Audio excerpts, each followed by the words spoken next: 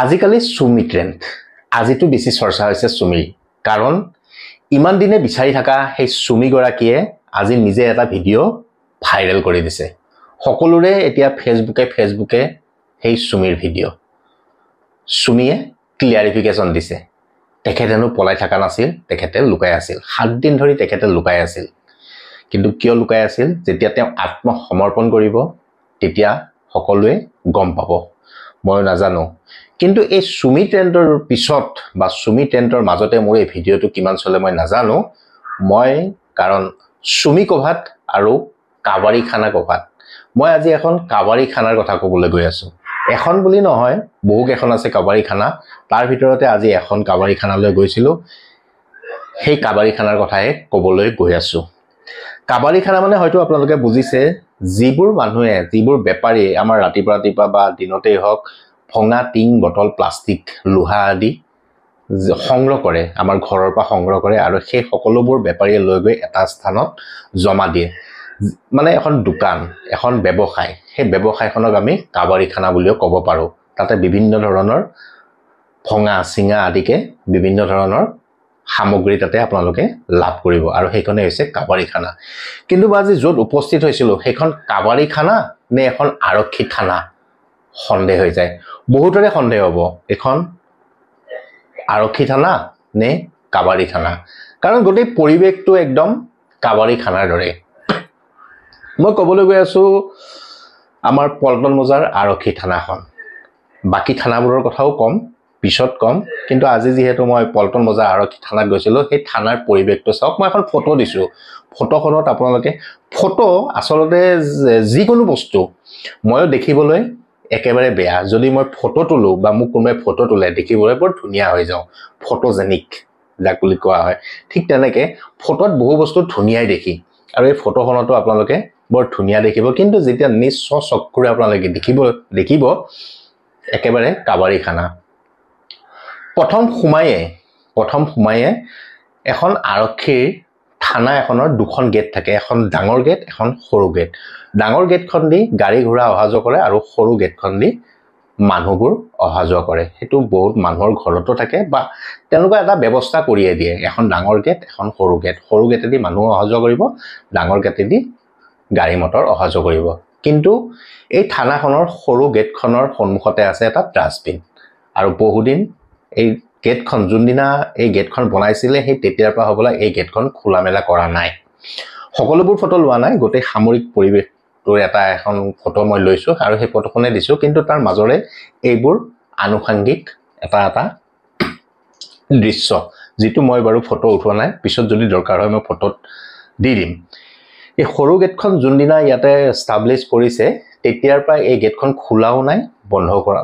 বন্ধই হৈ আছে ঠিক তেনেকৈ আছে তাক ব্যৱহাৰ কৰা নাই তাৰ সন্মুখতে ডাষ্টবিন সব পৰি আছে আৰু যেটো হুব সেই হুবডালো মামৰে খাই গৈছে সকলোৱে এই ডাঙৰ গেটখন দিয়ে অহা যোৱা কৰে সন্মুখতে এষ্টাবলিশ কৰিবলৈ এখন যে এখন পল্টন বজাৰ আৰক্ষী থানা সন্মুখতে ডাঙৰ হোৰ্ডিং এখন লগোৱা আছে কিন্তু সেইখন হোৰ্ডিঙৰ তথ্যবস অৱস্থা কোন মুহূৰ্তত খহি পৰে তাৰ কোনো ঠিকনা নাই প্ৰথম ইন্ট্ৰডাকচনটো এইটোৱে থানাখনৰ সোমাই যাব ভিতৰত সোমাই গৈ সোফালে দেখিব এটা পানীৰ ফিল্টাৰ হয়তো বহু এনজিঅ এনেকুৱা ধৰণৰ ফিল্টাৰ প্ৰত্যেকখন থানাতে ডনেশ্যন দিছিলে ৰাইজৰ সুবিধাৰ কাৰণে আৰক্ষী থানাখনত কৰ্মৰত আৰক্ষীসকলৰ সুবিধাৰ কাৰণে আৰু তাতে যিসকল মানুহ আহিব অভিযোগকাৰীয়ে হওক বা অভিযুক্তই হওক সকলোৰে সুবিধাৰ কাৰণে একোটা ফিল্টাৰ দিছিলে কিন্তু হেতু এতিয়া ব্যৱহাৰযোগ্য হৈ থকা নাই কাৰণ পানীয়ে নাই মেচিনটো বেয়া গোটেইবোৰ তেনেকে পৰি আছে তাৰ বিপৰীতে মই সেইদিনা ভঙাঘৰ আৰক্ষী থানাত গৈছিলো তাতে কিন্তু যেটো ফিল্টাৰ দিয়া গৈছে আৰক্ষী থানাত সেইটোৱে কিন্তু বহু কাম কৰিছে জিএমচিএইচত যিমান ৰোগী আহে বা ৰোগী অভিভাৱক আহে বা বেলেগ অন্য বিষয়তো মানুহ আহিব পাৰে অন্য কাৰণত সেই সকলোবোৰকে মই দেখো একোটা প্লাষ্টিকৰ বটল আৰু সেই বটল লৈ পেলাই খালি বটল লৈ পেলাই থানাখনত যায় তাৰ পৰাই পানী ভৰাই লৈ আহে এনেকে দিনটোত কমেও 5-600 মান মানুহ আহে আৰু সেই তাৰ পৰা পানী লৈ যায় সেইটো এটা ৰাইজৰ উপকাৰ হৈছে আৰু ঠিক তেনেকে সেইবোৰ কথা চিন্তা কৰিয়ে হয়তো বাকিবোৰ অন্য যিবোৰ আৰক্ষী থানা আছে সকলোতে একোটা তেনেকুৱা ফিল্টাৰ দি দিছিল কিন্তু এই পল্টন বজাৰ আৰক্ষী থানাৰ এই ফিল্টাৰটো একেবাৰে কাম নাই সেইটো তাতে খালি ৱালত লগাইহে ৰাখিছে বাওফালে মন কৰিব এটা ৰুম আছে সেই ৰুমটোত যিবোৰ অভিযোগকাৰী বা যিসকলে আৰক্ষী থানালৈ আহে কিবা কামত আহে তেওঁলোকৰ জিৰণি কোঠা এটা আগতে সেইটো কি আছিল নাজানো কিন্তু মাজতে দেখিছিলো তাতে সোফা টোফা পাৰি পেলাই ধুনীয়াকে মানুহ তাতে বহিব পৰা আছিলে কিন্তু আজিৰ অৱস্থা সেইটো একেবাৰে যাব নোৱাৰি লেট্ৰিন বাথৰুমবোৰ মানুহৰ যিবোৰ ব্যক্তিগত মানুহৰ যিবোৰ ঘৰৰ লেট্ৰিন বাথৰুম সেইবোৰ অকমান হয়তো সাফা থাকে কিন্তু এটো একেবাৰে লেতেৰা মানে যাব নোৱাৰি তাতে গলে খুমালে একবাৰ খুমালে তাৰ পিছত আপুনি আহি পেলাই আকৌ গা নোধোৱাকে থাকিব নোৱাৰে মানে এনেকুৱাই পৰিৱেশ এটো হল দ্বিতীয় এটো এটা আসাম টাইপ ৰুমৰ আৰসিসি বিল্ডিঙৰ নিচিনা কৰা গৈছে কাখত চিৰি আছে এই চিৰিদি উঠি গলে তাতে আপুনি দেখিব লেপ তুলি পুৰণা ওলি যোৱা লেপ তুলিবোৰ তেনেকে তাতে মেৰিয়াই ওপৰত থৈ দিছে তাৰ ভিতৰত ফটোখনত আপুনি মন কৰিছে বাকি যিবোৰ যান বাহন দুচকীয়াই হওক চাৰিচকীয়াই হওক কিছুমান কেছৰ সংক্ৰান্তত আৰক্ষীয়ে জব্দ কৰি আনি ইয়াতে থৈ দিয়ে আৰু কিছুমান হয়তো আৰক্ষী যিবোৰ কৰ্মৰত আৰক্ষী এই থানাখনত আছে তেওঁলোকৰ নিজা ব্যক্তিগত বাহন কামৰ আহাৰ বাবে থৈ দিছে কিন্তু ইয়াৰ ডিসিপ্লিনটো চাওক আৰক্ষী আমি জানো আৰক্ষীয়ে হওক বা আৰ্মিয়ে হওক বা নেভিয়ে হওক যিবোৰ মানে সামৰিক বাহিনী সকলোৱে ডিসিপ্লিন বোলা বস্তু এটা থাকিব লাগে আৰু এই ডিসিপ্লিন বোলা বস্তুটো তেওঁলোকক ট্ৰেইনিঙত শিকায় আমাৰ জিপি সিং ডাঙৰীয়াই প্ৰায়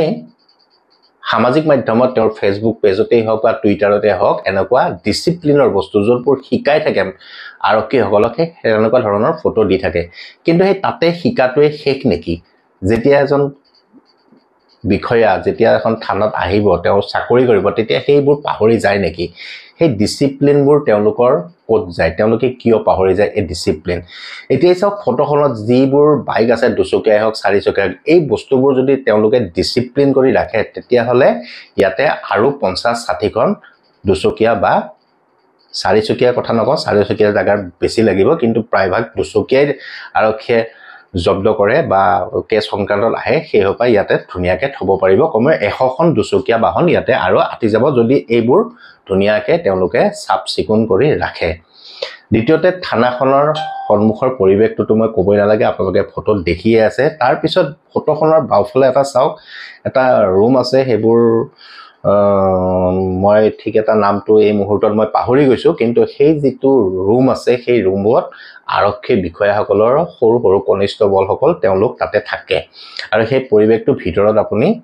যোৱাৰ কোনো মানে সুবিধাই নাই তথৈবচ অৱস্থা কোন মুহূৰ্তত খহি পৰে ঠিক নাই এইবোৰ বস্তু কি বনাব নোৱাৰে নেকি মৈত্ৰী আঁচনি বুলি মই কিবা এটা কথা এটা শুনিছিলো মৈত্ৰী আঁচনিৰ আন্ডাৰত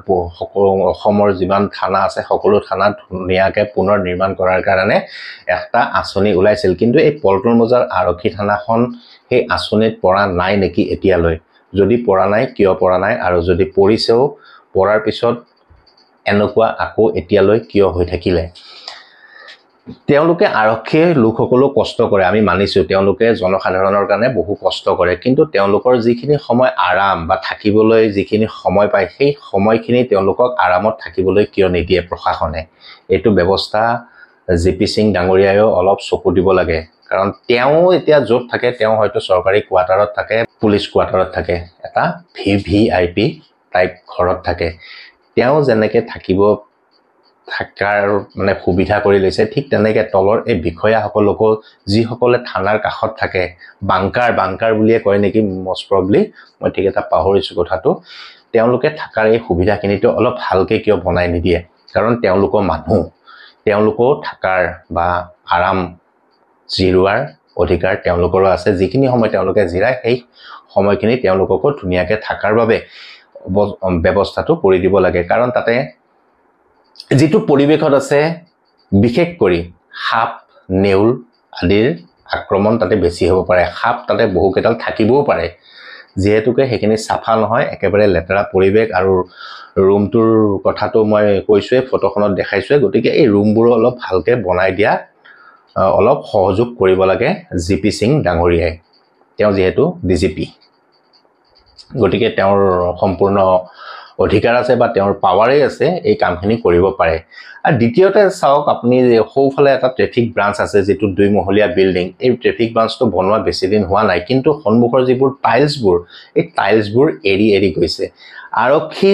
শাখাৰ যেটো বিল্ডিং 2 মহলীয়া বিল্ডিং সেই বিল্ডিংটো একেবাৰে তথৈবচ অৱস্থা সন্মুখৰ ফালে যিবোৰ সন্মুখত তেওঁলোকে টাইলছ লগাইছে টাইলছবোৰ এৰি গৈছে আৰক্ষীয়ে যেহেতু সকলোকে ন্যায় দিয়ে গতিকে তেওঁলোকে নিজৰ ক্ষেত্ৰত কিয় ন্যায়টো আহৰণ নকৰে তেওঁলোকেও ধৰক যিজন ঠিকাদাৰে এই বিল্ডিংটো বনাইছিল তেওঁৰ ওপৰত একচন লগ যায় আৰু তেওঁলোকে কিয় এনেকুৱা নিম্ন খাপৰ বিল্ডিং বনাই গৈছে যিটো নেকি টাইলছবোৰ এৰি একেবাৰে বিল্ডিংটো অৱস্থা শোচনীয় হৈ গৈছে তাৰ পিছত চাওক যেটো মেইন আৰক্ষী পল্টন বজাৰ আৰক্ষীৰ যেটো কাৰ্যালয় তাৰ ওপৰৰ ফাৰ্ষ্ট ফ্লোৰটো চাওক কোনো হয়তো খিৰকি নাই তাতে কোনো পৰ্দা নাই অলপ হয় মই বুজিছো আৰক্ষী থানা এখন এনেকে থাকিব লাগে কিন্তু ইমানো লেতেৰাকে থাকিব নালাগে বিভাগৰ কি পইচা নোহোৱা হৈ গৈছে নেকি যদি পইচা নাই মুখ্যমন্ত্ৰী যেহেতু গৃহমন্ত্ৰী হয় গৃহমন্ত্ৰীক আবেদন কৰক যে আৰক্ষী থানাকেখনো অলপ সুন্দৰকে ৰাখিব লাগে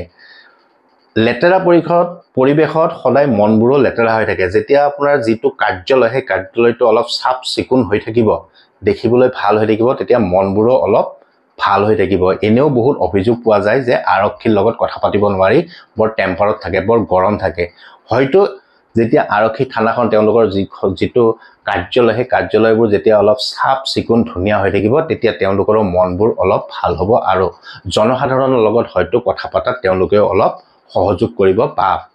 ভালকে কথা পাতিব গতিকে মই জিপি সিং ডাঙৰীয়াক মই অনুৰোধ কৰিম যে আপোনাৰ বিভাগৰ যিসমূহ থানা আছে এটো অকল পল্টন বজাৰ থানাই কৈছো কিন্তু অসমৰ বা গুৱাহাটীৰ প্ৰত্যেকখন থানাতে এনেকুৱা অৱস্থা হৈ আছে বেছি নকও দিছপুৰ থানাখন চাওক আগতে দিছপুৰ থানা বেলেগত আছিল এতিয়া যেটো ঠাইত গৈছে সেই ঠাইটো আপোনালোকৰ যিবোৰ গাড়ী বা দুচকীয়া বা চাৰিচকীয়া বাহন আপোনালোকে কেছ সংক্ৰান্তত সিজ কৰে সেই বাহনসমূহ একদম মেইন ৰাস্তাত পৰি পেলাই গোটেই ট্ৰেফিক জামৰ পৰিস্থিতিৰ সৃষ্টি কৰে গতিকে সেই সকবোৰ যদিও আপোনালোকে ডিসিপ্লিন কৰি ৰাখে তেতিয়া অলপ হলেও ট্ৰেফিক জামৰ পৰা গুৱাহাটীখন বা দিছপুৰখন অলপ হকা পাব ঠিক তেনেকৈ অকল এখন দিছপুৰ থানা এখন পল্টন বজাৰ থানা গোটেই থানা কেখন এফালে আপুনি চাওক চানমাৰী থানাটো একেই পৰিৱেশ যেটো ৰাস্তা সেই ৰাস্তাত দুয়োপাৰে গাড়ী পাৰ্কিং হৈ যায় দুয়োপাৰে কিয় পাৰ্কিং কৰে একফালে পাৰ্কিং কৰিলে নহয় নেকি একফালে পাৰ্কিং কৰিলে তেতিয়া ৰাস্তাটো যেহেতু সৰু আৰু তাতে আকৌ আছে ফায়াৰ ব্ৰিগেডৰ অফিসটো গতিকে ৰাস্তাটো অলপ মুকলাই ৰাখাটো আপোনালোকৰ কৰ্তব্য দুইফালে পাৰ্কিং কৰিলে যেটো মাজত ৰাস্তা হয় ব্যৱধান হয় সেইখিনি বহুত সৰু হৈ যায় গতিকে যানজটৰ সৃষ্টি হয় গতিকে আপোনালোকে এই বস্তুবোৰ সৰু সুৰা কথাবোৰত মন দিলে হয়তো গুৱাহাটীৰ যানজটটো অলপ কমিব যেনেকৈ আমি কওঁ আগে নিজৰ পদুলিটো সাফা কৰক তাৰ পিছত বেলেগক আপোনালোকে উদাহৰণ দিয়ক গতিকে আপোনালোকৰ যেটো নিজৰ কাৰ্যালয় যিখন থানা সেই থানাখনো অলপ পৰিষ্কাৰ কৰাটো নিজৰে দায়িত্ব মই একবাৰ দিছপুৰ থানাত যাওতে টয়লেট ব্যৱহাৰ কৰিব গৈছিলো তাতে একেবাৰে যাব নোৱাৰি হেজু যদি একবাৰ সোমাও উলাই আহি আকৌ মই গাত হুবই লাগে গা নধলো গাটো খজুৱাই থাকাৰ নিচিনা লাগে গতিকে এইবোৰ কাণ্ড কাৰখানাবোৰ আপোনালোকে নিজেই চাওক অলপ সাফ চিকুণ হওক তাৰ পিছত শেষত মই আৰু এখন ফটো দিছো এই ফটোখন হৈছে চানমাৰী কলনী ভিতৰৰ যেটো নিজৰাপাৰৰ ৰাস্তাটো সেই নিজৰাপাৰৰ ৰাস্তাটো সন্মুখতে আছে ফায়াৰ ব্ৰিগেডৰ অফিসটো ফায়াৰ ব্ৰিগেডৰ সন্মুখত এই কালভাৰ্টটো আছে কালভাৰ্টৰ মাজত এটা প্লাষ্টিকৰ ৰোধক এটা আছে আৰক্ষীৰে কাৰণ এই যেটো কালভাৰ্টটো আছে এই কালভাৰ্টটো ভাঙো অৱস্থা হৈ আছে কোন মুহূৰ্তত এই লোহাৰ এই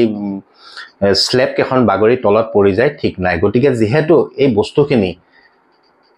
ফায়াৰ ব্ৰিগেডৰ নিচিনা অফিস এটাৰ সন্মুখতে আছে গতিকে ইমিডিয়েট মই জিএমসিক অনুৰোধ কৰিম পৌৰ নিগমৰ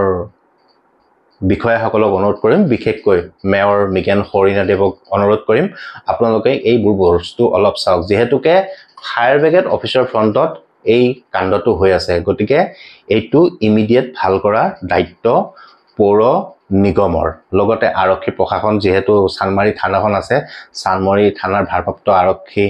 বিষয়া ঋষিকেশ হাজৰিকাদেৱকো মই অনুৰোধ কৰিম আপুনি হয়তো চকু দিয়া নাই চকু দিয়ক কাৰণ ফায়াৰ ব্ৰিগেডৰ সন্মুখতে যিটো এই কালভাৰটো একেবাৰে ভাঙো ভাঙো অৱস্থা হৈ আছে আপোনালোকৰ এখন তাতে কিবা দিয়া আছে বাধাৰ ৰোধক কিবা এখন প্লাষ্টিকৰ ৰঙা দিয়া আছে গতিকে এই বস্তুখিনি অলপ ভাল কৰাৰ চেষ্টা কৰক ধন্যবাদ